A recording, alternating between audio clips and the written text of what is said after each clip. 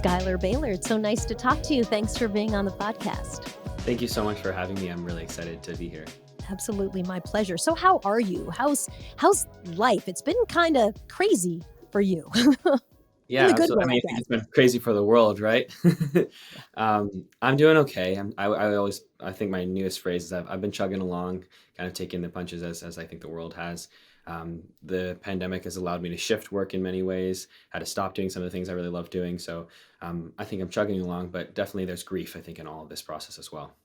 How are you? You graduated from Harvard. Yes, I did. What are you doing now? So I graduated 2 years ago, well, almost 2 years ago in June, and I work as an advocate, as an author, as a public speaker, and as a life coach. Your story about transitioning into a male student athlete at Harvard has been pretty well documented. I mean, I feel like when 60 Minutes decides to profile you, like that's the top of the peak of now you're known. But tell me a little bit for people who didn't see that story or don't know about it. Tell us a little bit about your background and how you got to that. Yeah, so I've been a swimmer my entire life. I actually learned how to swim around the same time I learned how to walk. So I've been swimming since I was about 10 months old. I've been a water baby my whole life. I got good at swimming around the age of 9, 10, 11. I got recruited to swim at Harvard University when I was 16, 17. And I really started struggling with my mental health in high school around the same time I was getting recruited to swim at these top colleges. I didn't know why. I couldn't really figure out what was going on. I just knew that I was miserable all the time, and that misery was really contradictory with my success. Right, outwardly I was doing really well. I was getting all of these accolades and Harvard acceptance letter, et cetera, and people were like, "Yay, Skylar, this is awesome," and I was like, "I'm miserable all the time."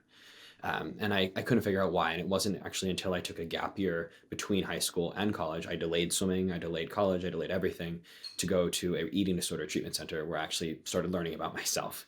And that's where I was able to say I'm transgender. That's where I began affirming myself, learning about myself, and actually presenting as the gender that I actually identify as. And then following that year, I had to figure out what I was going to do about sports, as you know, and as most people know, gender is really important in sports, especially in swimming, where there isn't any kind of gender neutral uniform, right? It's no t-shirt and shorts. I could have been in between. It's a tiny little men's Speedo or a one-piece women's suit. So that was actually really terrifying recognition, not relief in some way of, oh my gosh, this is why I feel like I didn't fit in. This is why I had so much trouble with gender. But then what about sports, right? So it took me a while to Can I figure that stop you out. there for a moment? Because I Yeah, want you to walk absolutely. me through that because Yeah. you sort of say it like, well, what about sports? But I have to imagine like that has to be a big, giant, looming, terrifying question on so many fronts. Tell me a little bit about your family and the conversations you were having and what you were thinking about and considering as you were getting ready to think about sports. Was no sports at all on the table? Was it like, you know what, maybe the easiest thing to do is just not. And then I avoid a lot of questions. I avoid the whole Speedo versus One Piece, and we just kind of Sure. carry on. Yeah, I mean, sure, absolutely. At the beginning when I first figured out that I was transgender, that my thoughts were, do I swim and stay competing as female, or do I give up swimming and transition? And those were my two options that I thought of at the beginning. And it wasn't until I really took the opportunity to talk to my coach that I realized there were more options than that. But initially, it was quit sports and transition, or stay in sports and have to present as female. And that What was did that your was coach devastating for say? me. I'm surprised. I went to Harvard like 7 million years before you did, and I played a lot of sports. And I wouldn't say like at the time I was there that the Harvard coaches were the most like progressive in front Mm, of some of the biggest, most complex and complicated issues of our time. I thought they were all like great athletes trying to handle what was coming to them from their students as they could. What did your coach tell you? And did that coach have experience dealing with these issues before? yeah, so the women's coach, her name is Stephanie Morawski. She had no experience before. She actually made that clear. She's like, I've never met another trans person. I don't know a whole lot of really anything about what it means to be trans, but I want you to be happy. And so we're going to figure this out. And I was afraid she was going to throw me off the team, but she was like, no, like if you want to swim, you have a spot on this team. We recruited you here for a reason. The team likes you. I like you. Like, let's figure this out. And that was the initial thing was, okay, sure, you're trans, great. Well, no change on our part, right? Let's keep moving forwards. But when I started explaining that I wanted to transition, that I wanted to use he, him pronouns, that I was shifting into a different presentation of myself in the world, and trying to, be who I really am, which is a man, my coach was like, how is this going to work? You're going to be on the women's team and you're also a man. Like, how is that? That doesn't sound like it aligns with your journey, right? It feels like it's a step backwards. And there was no pressure from her. She was just like, I want you to do what's best for you. And ended up talking to the men's coach. His name is Kevin. They're peers at work, and I think have a good relationship. And Kevin was just like, so if this guy identifies as male, is already accepted into Harvard and wants to swim at Harvard, why doesn't he swim for me? I coach a men's swim team at Harvard, right? You make it Um, sound so simple, right? And I you know. make it sound like, and you, as you know, America is, many areas of America are like flipping out over what to me seems Absolutely. right. Like, okay, he's Yep. in, he swims, Sure. he wants to swim with us. Yeah. Where's the hard decision? That Right. must have I been mean, really helpful to you to have coaches who were very just kind of like, here's what's in front of us. Let's move forward.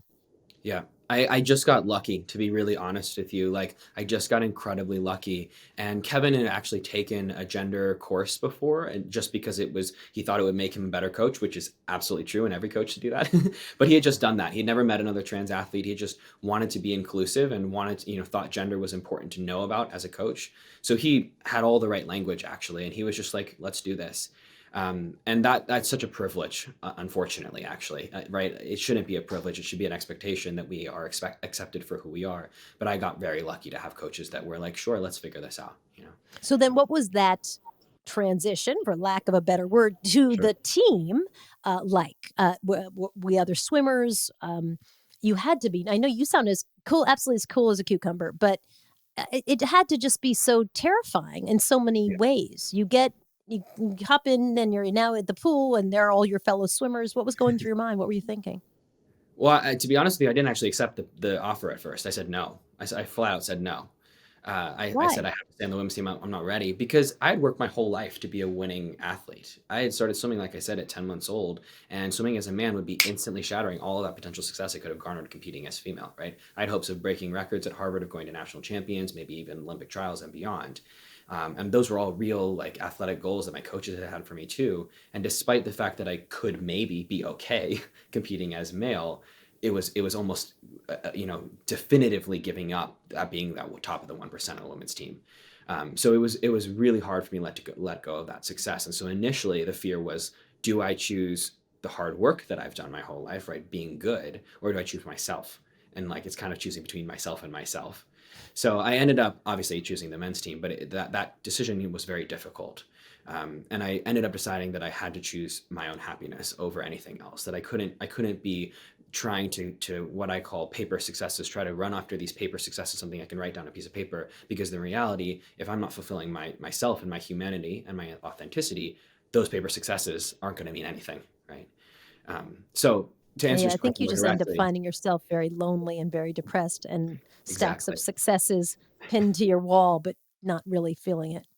Exactly, exactly. And that's where I was. I mean, that's exactly what had driven me into treatment in the first place for the eating disorder that I've been struggling with. So, but to answer your question directly, the first day on the team, actually the first day in a men's swimsuit, all of that was terrifying. I mean, I wanted so badly to be proud and to be open and to, be in my nakedness and all of my transness and be okay. But the honest truth is that I wasn't. I was absolutely terrified and so afraid that I was going to be not man enough, that people would judge my transness, that I would be jeered at or yelled at.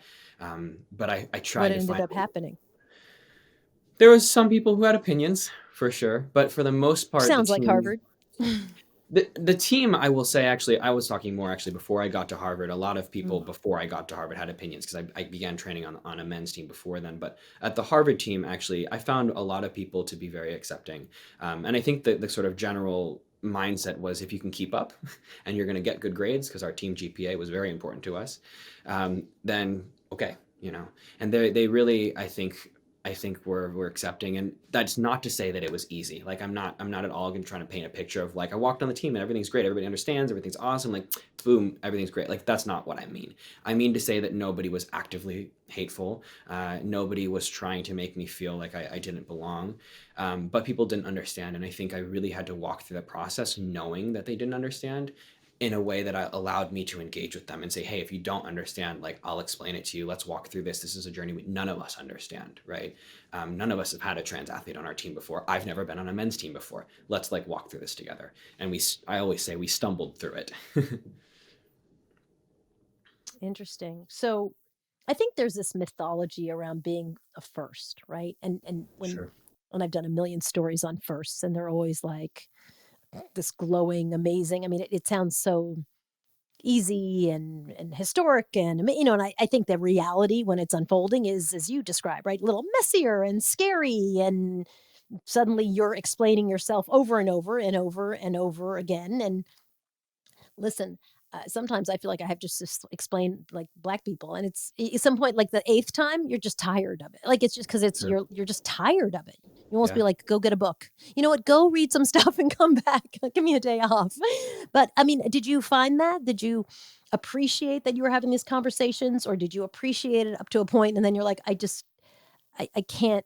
I can't both Yeah. be answering questions and also, hey, this is about my life. We're talking about me actually here. Yeah. I think both. I found it very rewarding, and I found myself feeling a lot of privilege in the space of being able to answer the questions. Like I think I had the privilege. I have the privilege of emotional grounding. That's the way I look at it. I have the ability to sit there, have somebody attack or undermine my identity, whether intentionally or not, and say, I understand that they don't understand, and I think that's a privilege. Having that space in my brain is a privilege, and that's part of the work that I've done in therapy. But it's also just who I am. Like I think I've always like been curious, and so I understand that other people are curious. But I don't think that should be an expectation. And like you said about black folks who are doing anti-racist work, it should never be an expectation that I, as a marginalized person, as anybody's a marginalized person, has to explain their identities constantly to people. So I think it was both. And I gave over 100 talks before I graduated from college. So I started doing this work my freshman year in college. And I think at the time I would have told you, oh, no, this is fine. This is just exactly what I wanted to be doing. Retrospectively, to nobody's fault, at all, I think I didn't quite do college. I think I spent a lot more of my life explaining my life than actually living my life in many moments. That's And an that's emotional something to burden. reckon with. Sorry, what's that?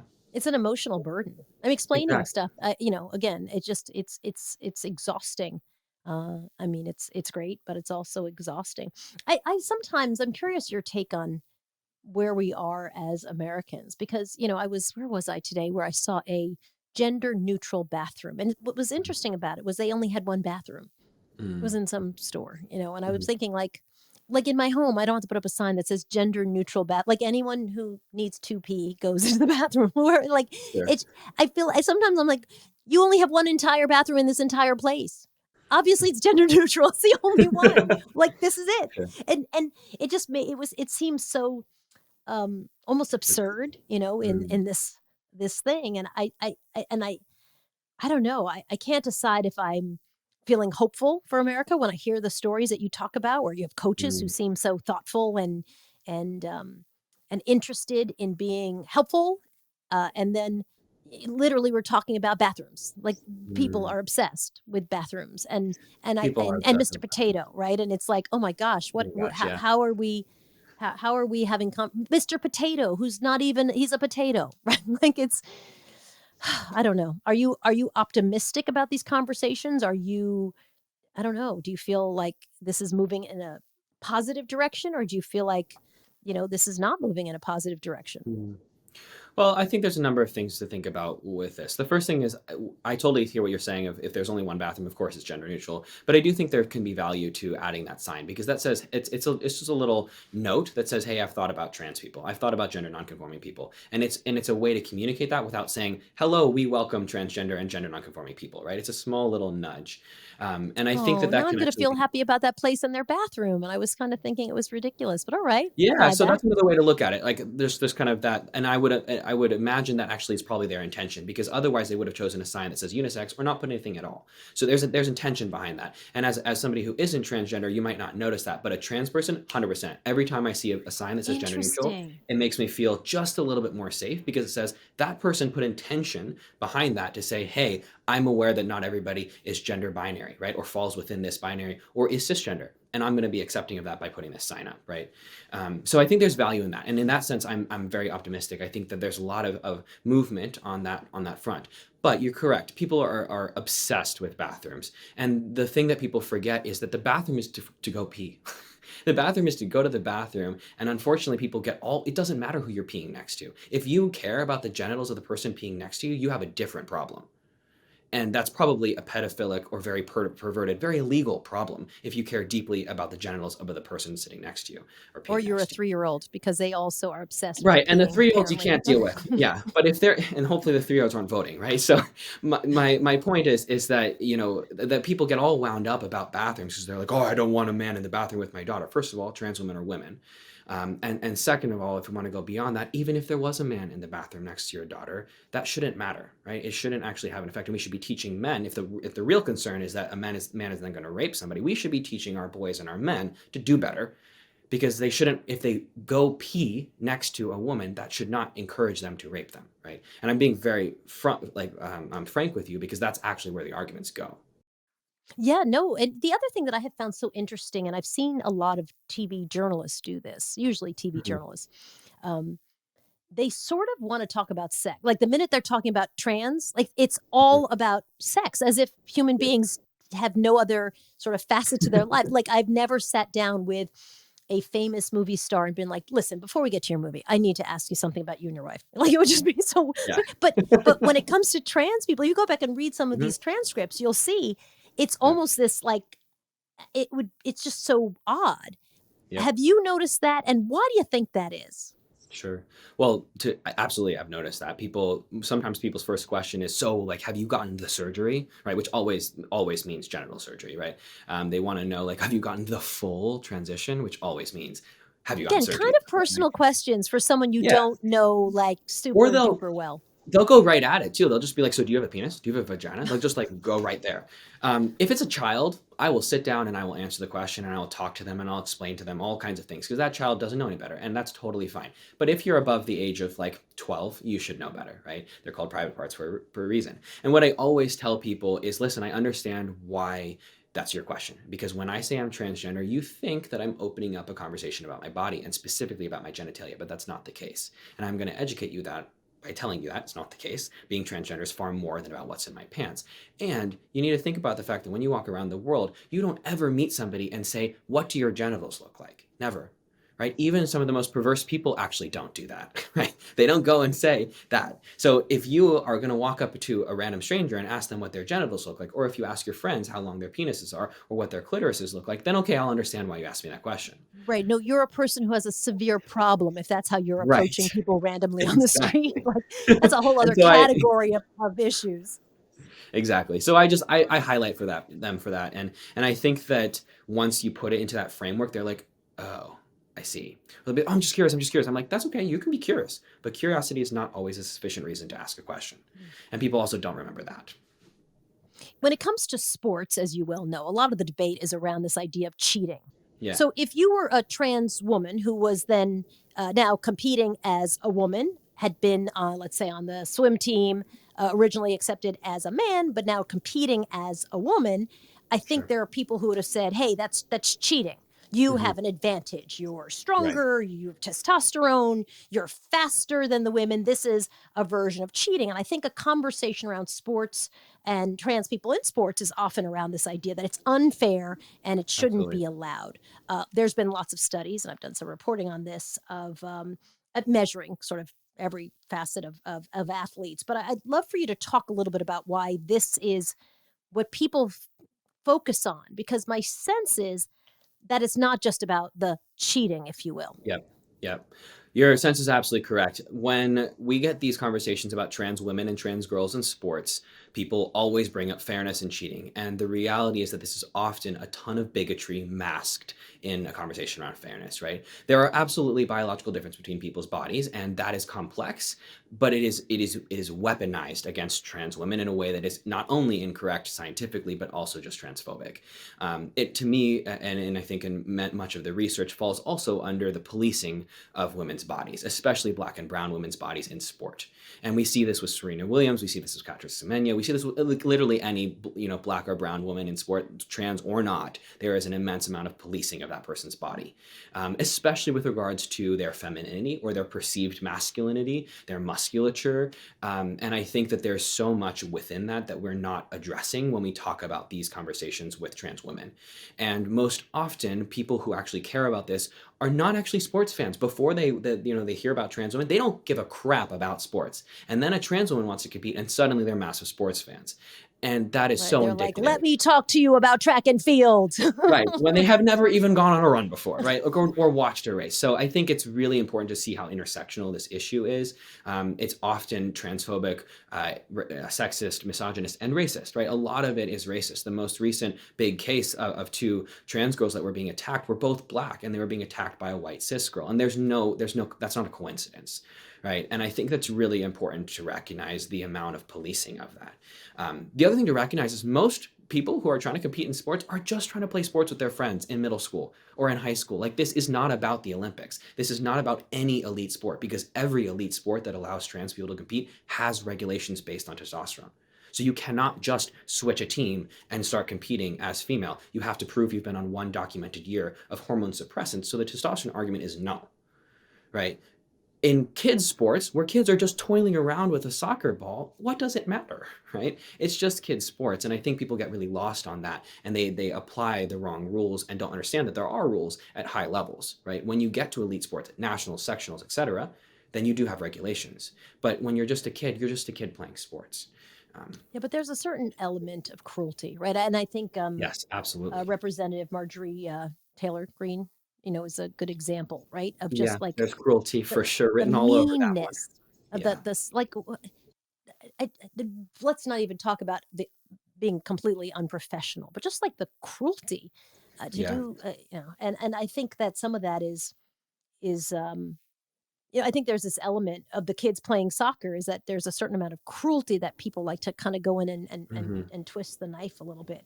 Um, does that do you see less of that? I sort of feel like we're seeing more, and seeing more at mm, a elevated level, because people have been given the opportunity to feel like they can grab the microphone and say horribly bigoted, racist, um, transphobic, just mean, sure. horrible, cruel, nasty things, and it's no longer shunned. There was a Yeah. day when you would shun people who were cruel, and now it just seems like that day is gone. Yeah. Well, I think the number one reason is there was somebody occupying the White House who was emboldening all of that cruelty, right? When somebody speaks from a place of power, emboldening cruelty, people who have cruelty in their hearts are going to speak it because they feel empowered to do so. So I think that's we can't ignore that part. But beyond that, separate from the Trump administration, I think the fact that we have more visibility as trans people, the fact that more of us are feeling safe to come out, creates more backlash, right? Because the fact that more people know who we are, the more people know that we exist, the more people are able to even have the awareness to hate against us. So I think part of it is a natural, unfortunately, turn of events of how visibility works, and I think that's, again, like I said, unfortunate and sad, but hopefully will die off. But I think the more that we can bring in education and educate people on actually the fact that it's not about unfairness. It's really about people's internalized misogyny, hate, transphobia, hatred, racism, than anything else. Um, I think is really important. Explain to folks what you had to do to become competitive on the men's swim team, because I know you were worried about that, right? You were Yeah. like, I don't want to jump in and, be 17th. I want to win. That's what made you, good at swimming and a good student. So give us a little sense of what the process was, and were you able to get in there and compete well? Yeah. So it's funny you said 17th. One of the first races that I got 16th, so close. But I didn't even know there were 17 people in the whole entire thing, but sometimes 17th is good if there's like 100. It depends. Yeah, sure. So I think the daily process was about beating myself, and this is a very sort of typical sports psychology thing. But I can't get in there and control what other people do. I can control what I did. And when I first started on the men's team, it wasn't realistic for me to be beating everybody in that pool. I was years behind in testosterone, for example, and just had a lot of catching up to do and a lot of patience with myself. So I just said, you know what, I'm going to be better than myself yesterday. And then when that got good enough to be better than the slowest person on the team, I said, okay, I'm going to beat one person. I'm going to not get last. So my freshman year, my goal was to not get last. I got last once. So behind that, I did okay. And then I had incremental goals to bring me up. And by the end of my college career, I actually was the top 13% of my event in 100 fly and top 15% in 100 breast. So I ended up not sucking. I was nowhere near the top 1%, right? But I definitely was okay. And that's what matters. Do you look back fondly on your college experience, or does it feel like sometimes I interview a lot of activists and Mm, advocates, and it's a job. Like it's a lot, and it's emotionally draining, and it's hard, and you're putting yourself out there. Or does it feel like college was a blur? Or, mm. do you look back fondly with it? Or is it sometimes I think these things are like it was what it was, you know? Yeah. I think both. I think it was what it was. I think I didn't love certain aspects of how college worked and, the bureaucracy of Harvard as well. I love the opportunities that I got. I love the people that I met.